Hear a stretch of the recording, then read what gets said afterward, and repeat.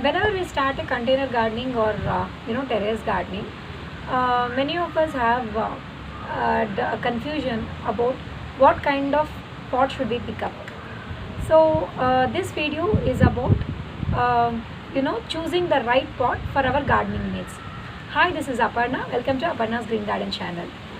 So in this video, I will tell you advantages and disadvantages of each variety of the pots. So probably by end of this video, you will be better equipped when you are making a choice as to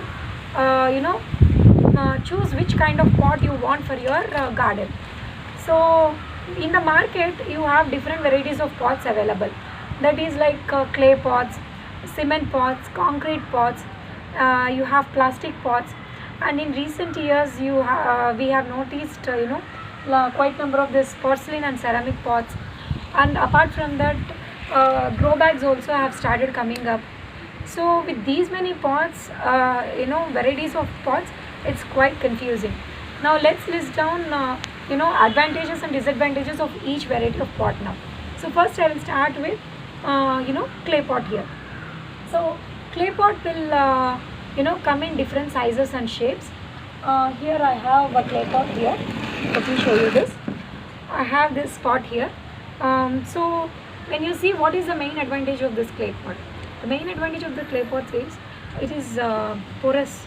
That is, it will allow the air to freely flow from outside to inside, and because of this the roots will have sufficient air circulation among them, and because of this the plant will grow very healthy.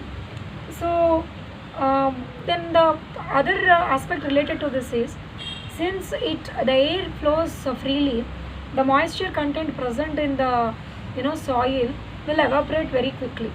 So this point can be taken as an advantage for certain plants and disadvantage for certain plants. Let me tell you how. See, I have here snake plant in this clay pot here. If you notice this snake plant doesn't require too much amount of water. So when I put in this terracotta pot, and by mistake even if it gets overwatered, the moisture would evaporate slowly, and the plant will not die because of excessive watering. However, if I put some moisture loving plants like maybe brinjals or ferns or something like that, because it needs moisture to thrive, for the plant to thrive, because of excess moisture evaporation, you need to frequently water the plant so that it retains that moisture level and grows well. So this can be taken as an advantage and disadvantage. So basically it depends on the plant you are putting in the container. So next advantage would be, it is light in weight. Even a single person who is maintaining the garden will be able to move it from one point to other point. Now next, coming to the disadvantages. Usually whenever we are buying from outside, we usually get with one drain hole, and if you have to make multiple drain holes, it is a little difficult. If you have to break it, if you have to drill some holes, additional holes, without necessary equipment, you will not be able to drill it properly and will end up breaking the pot. And other thing is, over a span of time, since the water evaporates so easily, you will notice that there are salt depositions on the pots. So maybe if you are putting these indoors, you will have to scrub and clean it so that it is neat and tidy and it looks aesthetically pleasing. So that would be another drawback for this. But apart from that, another drawback for this is, since this is fragile, maybe if you are moving from one place to other person, if you are a person who moves very frequently from place to place, then you should be careful when you are transporting these pots, because they will tend to break up. Even during heavy rains or some storms and all, if it topples over, it will definitely break. So this is with respect to disadvantages. And cost wise, it is very cheaper. It is not so expensive. Next is ceramics and porcelain pots. Here I do have ceramic pot here, and I am growing here a ZZ plant in this.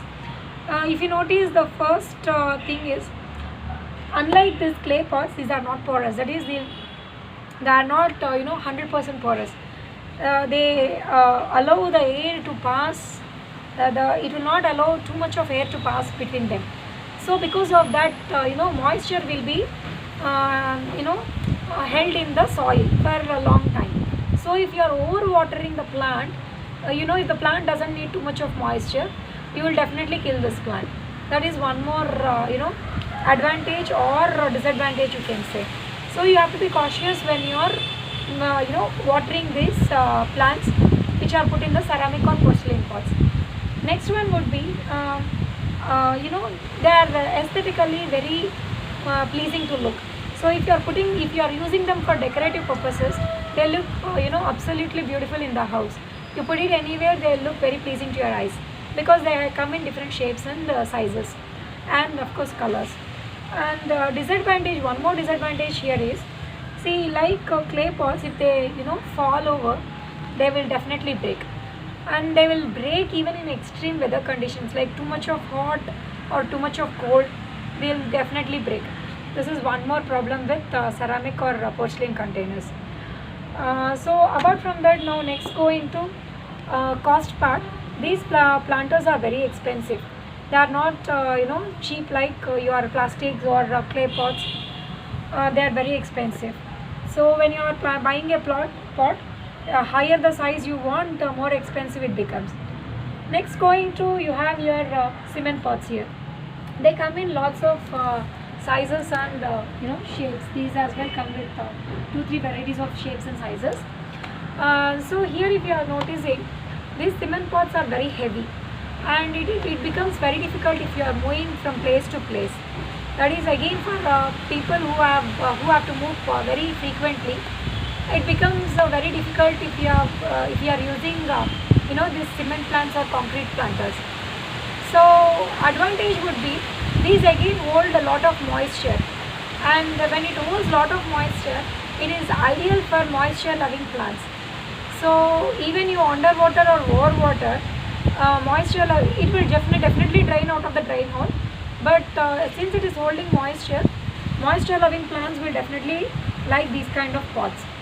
So this is with respect to your cement pots.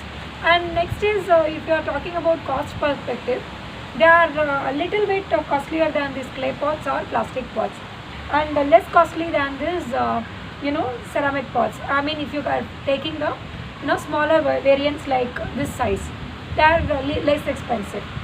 So next moving on to your plastic pots. So here I have plastic pots, lots of plastic pots, because initially when I started my gardening, I have started off with a few clay pots and a few plastic pots. So that's how I ended up with plastic. Main advantage would be that they are light in weight. We can easily move it around, and they are not at all porous. That is, the air doesn't freely flow between outside atmospheric conditions and into the soil. So because of this, the air is not accessible to the roots, and relating to this point, it holds, because of this, since the moisture doesn't get evaporated, and it will hold lot of moisture. Again, it is good for those plants which love moisture. So ideally, if you put moisture loving plants in this, it will really do good. Next, coming to the other advantages, you can drill lot of drain holes if really needed. And disadvantage would be, you all know that you cannot it doesn't get decomposed, and they are not environmental friendly. So this would be the main drawback of the plastic pots. And next, moving on to other collection of my grow bags. So these grow bags, I have recently started them in grow bags, because I am finding it difficult to move these cement pots, and because the cement pots are very heavier and I am not able to move them all alone by myself. So then I started adding up these grow bags to my collection. They are very easy to move. A person will be able to move it from one place to other very easily. So these grow bags are very easy to move around. So if you are a person who is living in a rental homes, or if you are a person who moves between the places, then this will work for you, because it's easy to carry around, because unlike these clay pots or cement pots or porcelain pots, they don't break. So that could be a advantage.